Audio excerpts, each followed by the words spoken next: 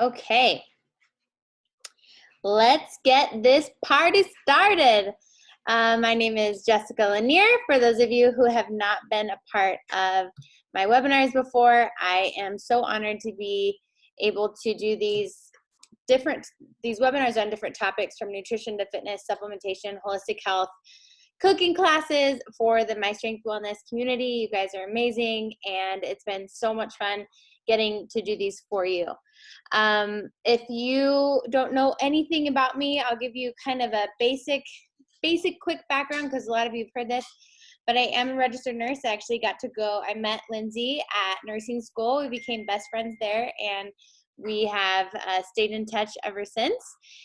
And as soon as I graduated nursing school, I ended up moving to Europe, and I lived there for quite a few years, and I had a lot of health problems myself that doctors could not figure out. And so that was what really sparked me to look more into alternative, more integrative therapies. And I've studied everything from nutrition to homeopathy to herbology, Chinese medicine, so many different things. I became a certified holistic health coach and learned about a plethora of nutritional approaches and nutritional theories, and had to figure out how to heal my own body, which I was able to do, and I'm so thankful for it.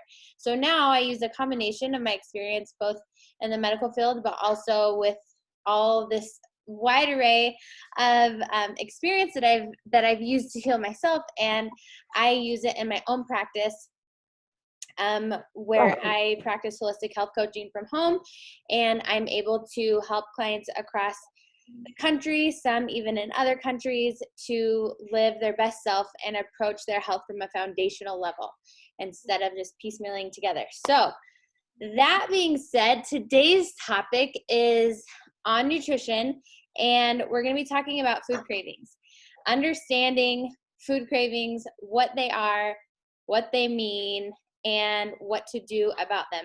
And I love this topic because it was something I didn't know. Like, and most women will say, man, I crave chocolate every time of the month, and I don't know why, but I just eat so much of it. Or when I'm stressed out, I go to chocolate. Or we know, like, especially on the movies, right? The most popular breakup food or therapy is ice cream. Why do we crave these things? Why do we crave salt? Why do we crave these things? So that's what we're going to go through today. Okay, so why can't I crave kale and sauerkraut, right? Like, wouldn't it be so awesome if we craved kale and sauerkraut and these foods that are super good for us? That's rarely the case. Rarely the case. Maybe sometimes. These are more of our go-to cravings, right?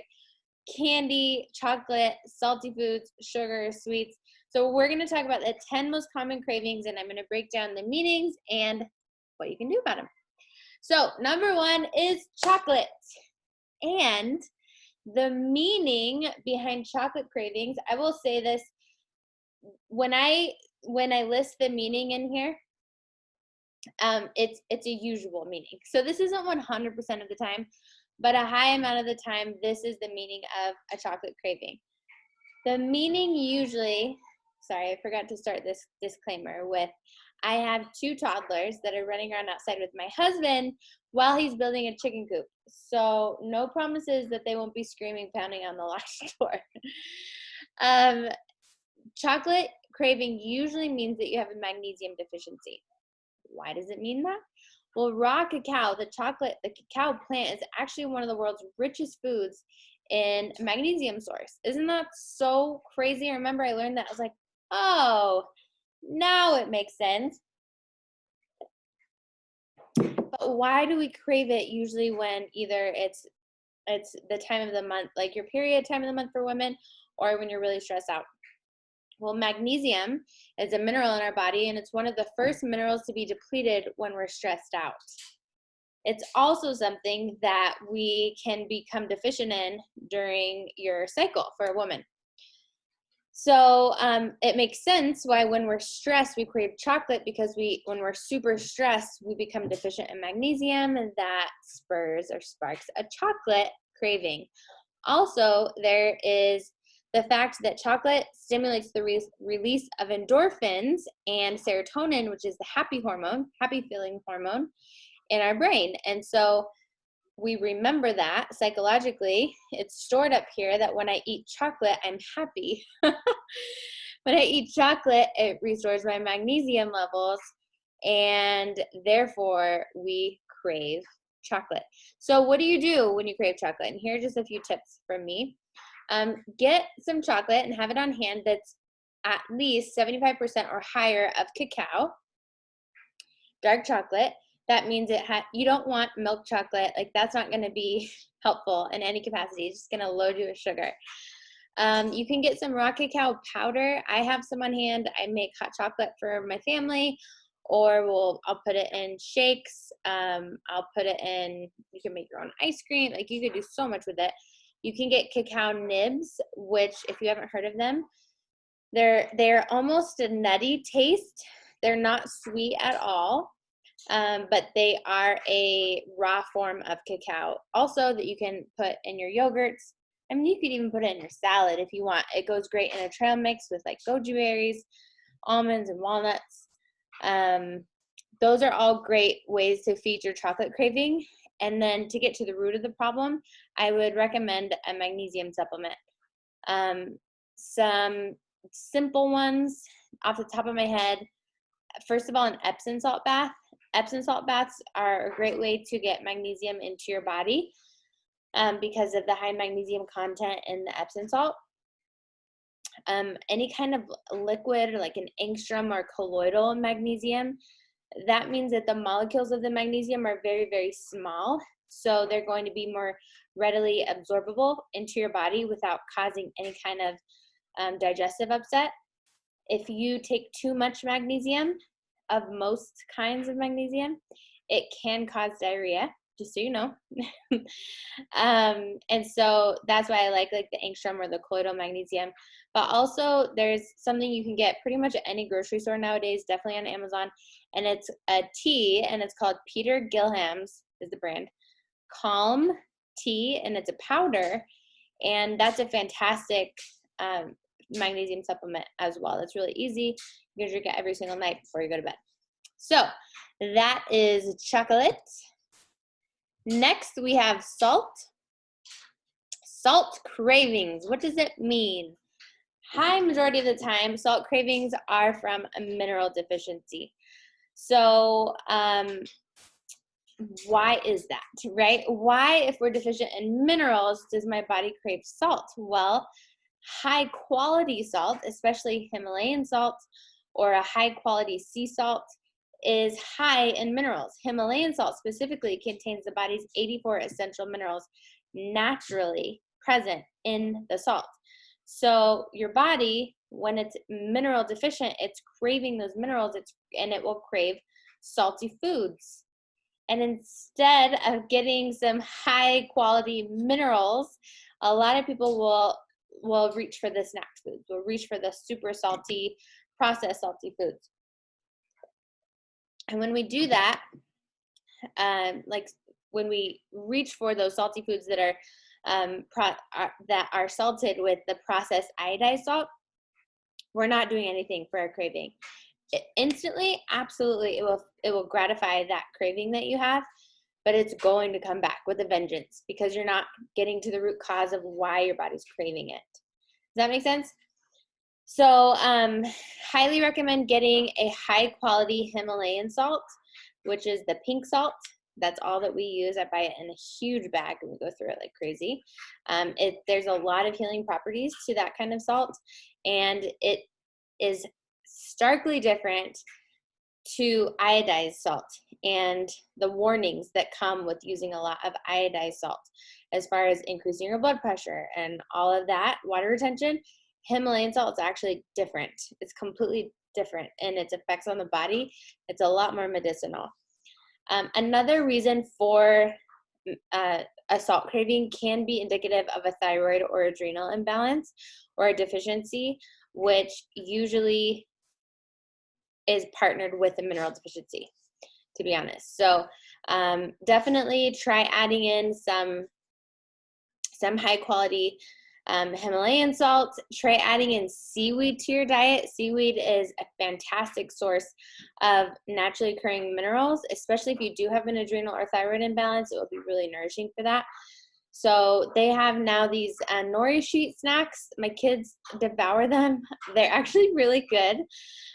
You can make your own sushi. You can get the big nori sheets. I used to, when I lived in Spain years ago, I used to buy the big nori sheets and put coconut oil and Himalayan salt and roll it up, and it was the best snack. And I know that that sounds so bizarre, but it was so good. I was talking to a friend who's been having a massive salt craving, and she does have a thyroid imbalance. And I recommended her to get some seaweed. And so she got some seaweed crackers or something. She was like, I literally could not stop eating them. Once my body got it, it like, I couldn't stop because it was like, it was so hungry for more.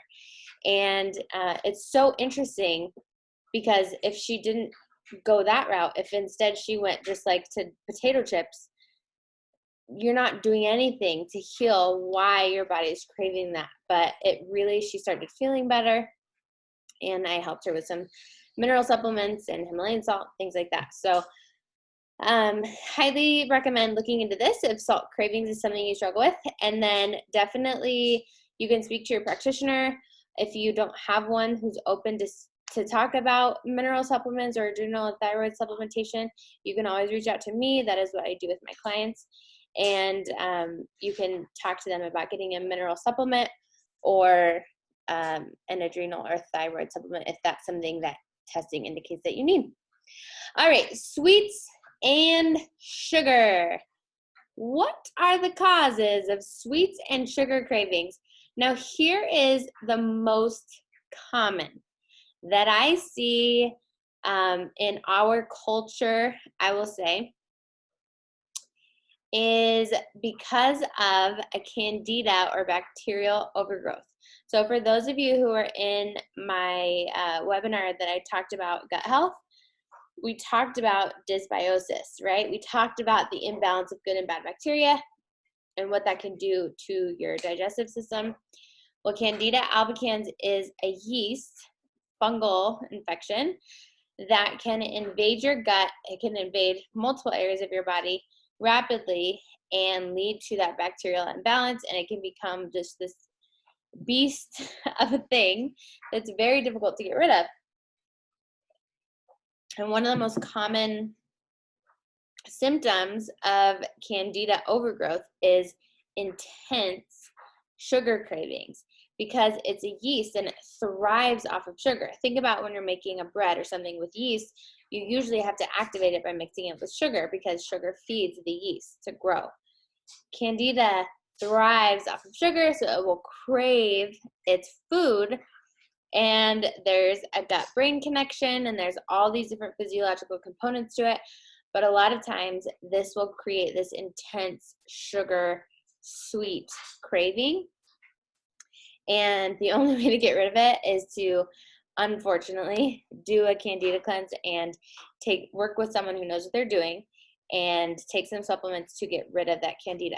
But the benefit of that is that with candida overgrowth in the body, there is so many different links to inflammatory disorders and chronic fatigue, brain fog, a lot of those different supplements.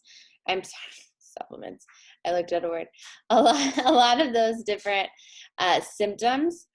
And once you get rid of it and you bring your bacterial balance back to normal within your body, especially within your GI tract, then a lot of those symptoms disappear, which is amazing. This is something I personally struggled with. It took me a while to battle and learn how to get rid of it. But once you do, it's so, so nice. I did want to add, and I updated this PowerPoint and it didn't save, but I did want to add that another potential cause for sweets or sugar cravings is if you have hypoglycemia or an imbalance in your blood sugar. And when if your blood sugar is tanking, your body can absolutely crave a sweet, and that is for survival. That is a signal like, hey, I need you to boost my sugar right now or we're going to tank really fast. And so just learning to understand and listen to your body is really important. Knowing if you do have a blood sugar imbalance, knowing if you do have a candida overgrowth, there's definitely specific tests for these things that you can do are really helpful. What to do? So what to do if you're craving sweets and let's take hypoglycemia off the table for a second, and you're dealing with a bacterial imbalance. You can still have sweet things that are naturally sweetened and don't feed that bacteria. So you can use natural sugar-free alternatives such as stevia, monk fruit sweetener, lo hong guo. Those are all sweeteners that are natural, so not artificial sweeteners. Never, ever, ever use aspartame or Splenda, sucralose, saccharin. Those all are linked to several different health disorders and complications, inflammatory issues, pancreatic damage. Some are classified as neurotoxins. So don't use those, but you can use these natural ones. So in the moment, it will satisfy your sweet craving, but it's not going to do any harm. It's not going to feed the bacteria, and it's not going to have any other, negative side effects. Now that being said, if hypoglycemia is an issue of yours, then definitely you need to work with someone to help put you on a nutritional plan to keep your blood sugar stable, to prevent it from dropping so that you don't have this issue. So again, if this is something you have questions about, please feel free to email me at any point and we can talk through some options. And then you can also talk with a professional about eliminating candida overgrowth if that is something that you think that you're struggling with. Okay. Next, craving creamy and dairy. So I remember when I first was learning about food cravings, and I heard this one, and it was so interesting to me because my brain always went, especially back then, always went anatomy, physiology. Like, what's the physiological reason why we crave something? And this is usually more of an emotional craving that we satisfy with a physiological response. And so a lot of times when we're craving something that's creamy or any dairy like cheese or milk or ice cream, usually it's for the comfort. And usually the meaning is that we need a hug. Like I mentioned in the beginning, we all know, like, what's the go-to food or the go-to therapy after a breakup? It's usually Haagen-Dazs, right? Or Ben and Jerry's. So a lot of times we crave these rich foods when we need some love and support in our lives. So think about that next time that you're like craving ice cream or you're craving something super, super indulgent, super, super rich. And ask yourself, is that something that's true for me? And again, I'm not saying that this is 100% of the time, but a lot of the times you'll find that this is actually true. Another interesting fact is that dairy foods may have a calming effect on the brain because it triggers the reward centers and releases serotonin, again, the happy hormone, and choline, which makes us feel better. And so our brain remembers these things, and it remembers, hey, I was happier in that moment when I ate ice cream. Like, I felt happy after. I need to feel happy right now. I need ice cream. It's so fascinating how our neural pathways work. So next time that you crave ice cream and you want to dig into a whole pint with a spoon, I recommend reaching out to a friend first, talk through just what's going on in life, ask them how they're doing, and then maybe you're going to think I'm such a nerd, a health nerd. Together, you can enjoy some healthy coconut milk ice cream. You guys, I'm 29 weeks pregnant. I do have ice cream in my freezer, but we buy the So Delicious coconut milk ice cream or the organic ice cream, usually the lower sugar kinds, and it totally feeds that craving for me. Okay, spicy foods. This one's really interesting. So a lot of times when you're craving spicy foods, it can mean that you're overheated, or it can mean that you're congested, because spicy foods help our bodies cool down. They actually create perspiration, like they make us sweat, help our bodies cool down. And so sometimes if your body's having a difficult time with the cooling process for whatever reason, your body may crave spicy foods to help lower your body temperature. So fascinating, right? The same goes for congestion, because when we eat a jalapeno pepper, our nose starts running, right? It can really open up our airways and clear congestion. So if you are congested, that may be one reason why you're craving spicy foods. So if this is you and you're like, I'm such a spicy food craver, maybe look into this. Maybe it's not the reason for you, but it's one of these two reasons are the two most common reasons why our bodies crave spicy foods. And there's nothing wrong with spicy foods unless you have like severe heartburn or an ulcer and it triggers something really negative in you.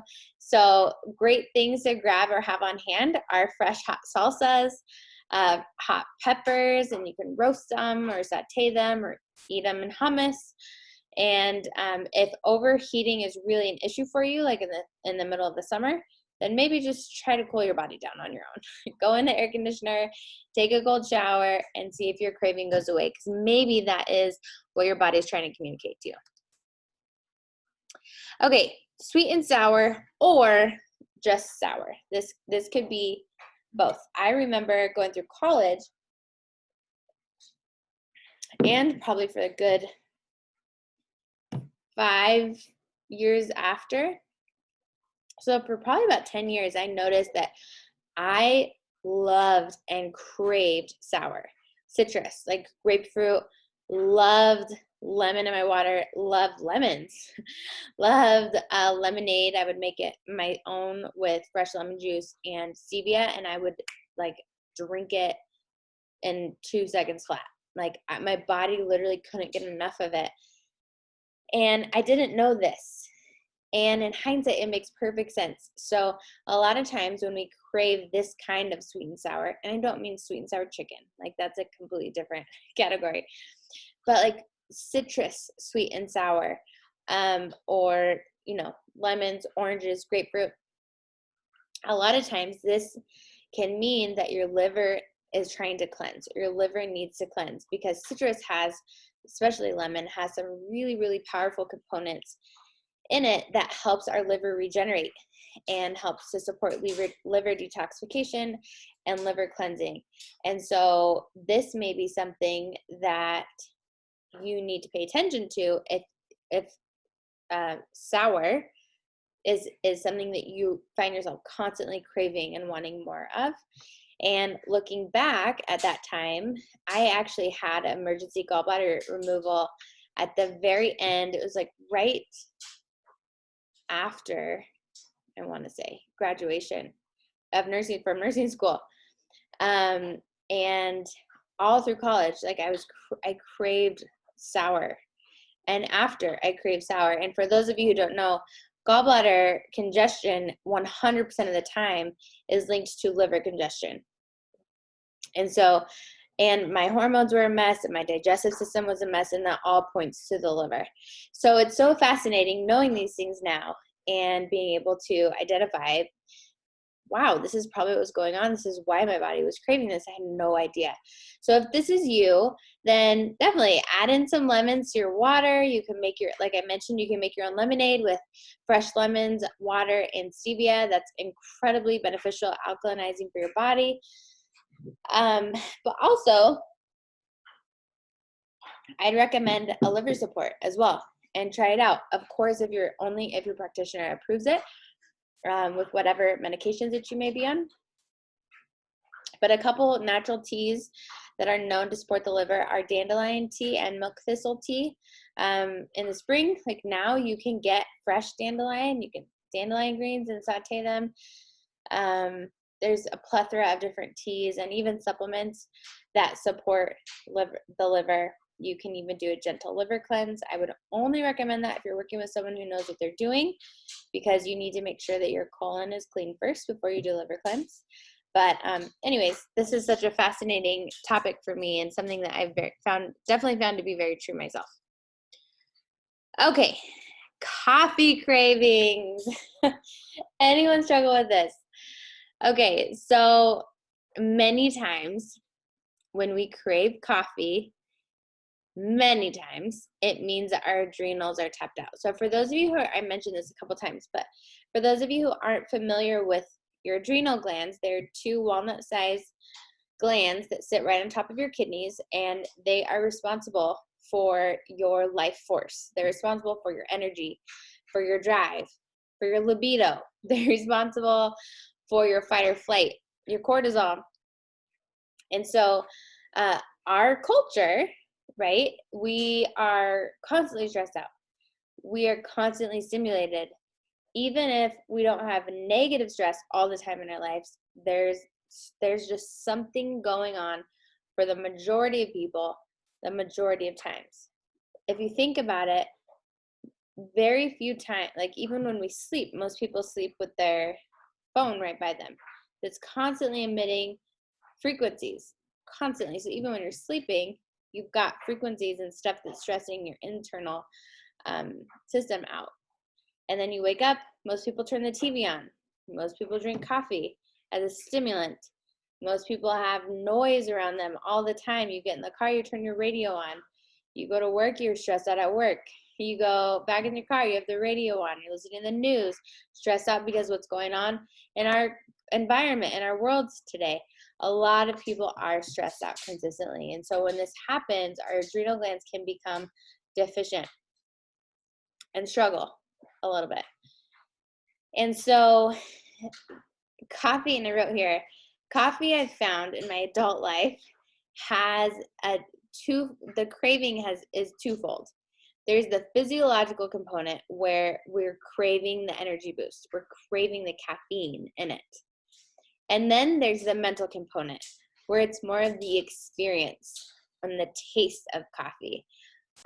So many times I have said this, and other moms have said this, and other entrepreneurs that I know, and my husband is like, I cannot live without my coffee. Like, I cannot start my day without my coffee. Oh my gosh, we're out of coffee. This day is going to be horrible. And it's so, like, objectively, when it's not you feeling that way, it's so funny that we do that, right? It's a beverage. It's not needed for survival, like water. Like, who says that? I have got to have my water before this day can start. Oh my gosh, we are out of water. Like, nobody can talk to me till I've had my water. Even though that is more physiologically understandable, because literally we are made 70 to 80% of water. We have this addiction mentally and physiologically to coffee a lot of times. And I am like, literally, I'm drinking some right now.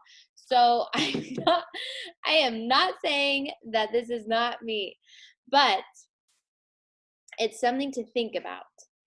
Is what part of, if this is an addiction for you or a craving for you, why do you crave it?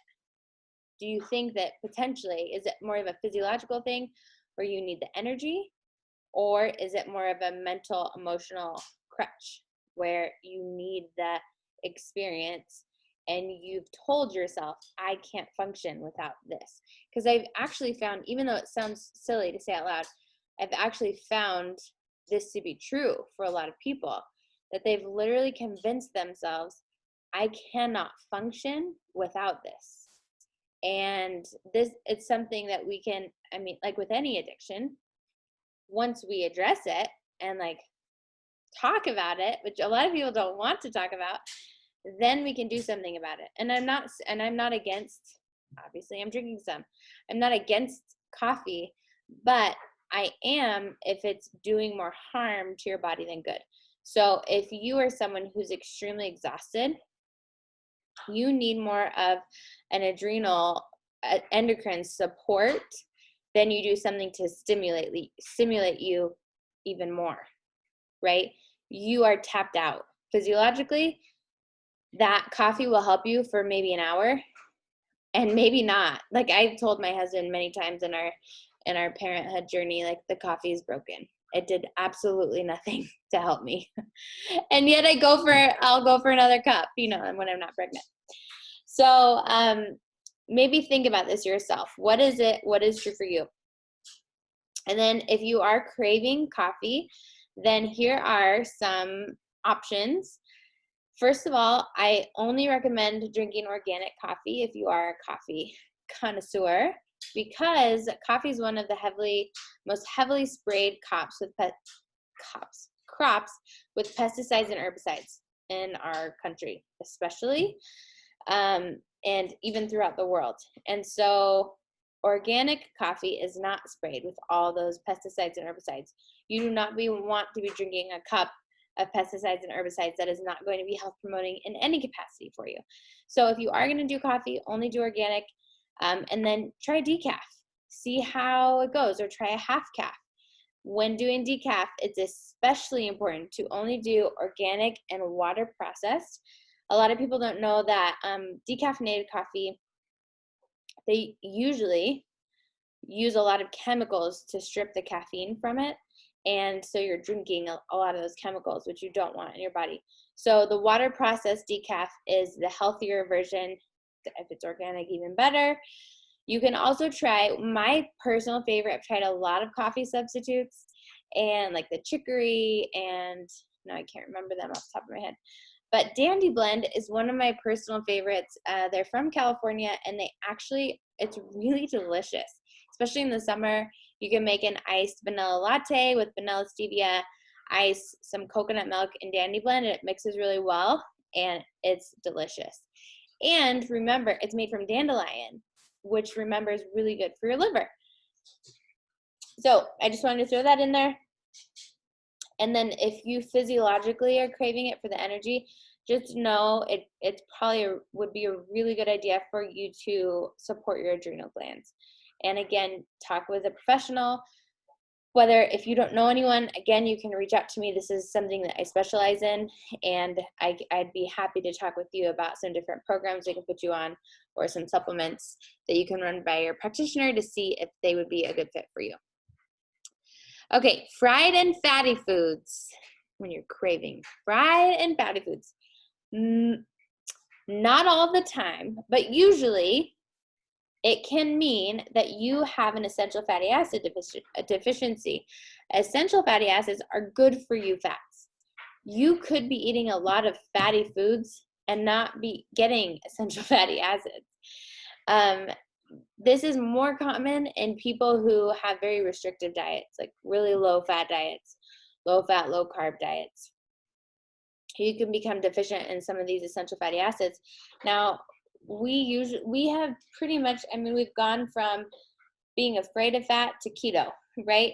In the last 20 years, we've gone from being afraid of fat, fat-free everything, to keto and eating mozzarella and pepperoni for lunch, which is so crazy to me. But I do see that a lot of people have, they'll have really low cholesterol in the good cholesterol. Cholesterol is really important for our hormonal balance, for inflammatory stuff in the body. You want enough healthy fats in your daily lifestyle. So if this is something that you're consistently craving, then maybe try to add in some more healthy fats. You can, from a nutritional standpoint, avocados, coconut oil, olive oil, coconuts, raw nuts like walnuts are really good, or raw dairy if tolerated and you have access to it. You can also add in a supplementation, such as krill oil is really high in essential fatty acids. Some different cod liver oils are really good if you get a really high quality one. But this should help your fried and fatty food cravings. Okay, and I think this is the last one. Last one, ice. If you crave ice or crave chewing ice, it's actually a common symptom with anemia or iron deficiency. And it's interesting because in all the research I've done, the reason isn't really known. There's some hypotheses out there, The reason isn't really known, other than they speculate that chewing ice gives those with anemia a mental boost, because with anemia, you don't have, your oxygen's not being delivered in appropriate amounts to your brain. And so with the ice, it can give them kind of a mental boost, and maybe that's why they're craving it. But it's something that is apparently across the board pretty common for iron deficiency.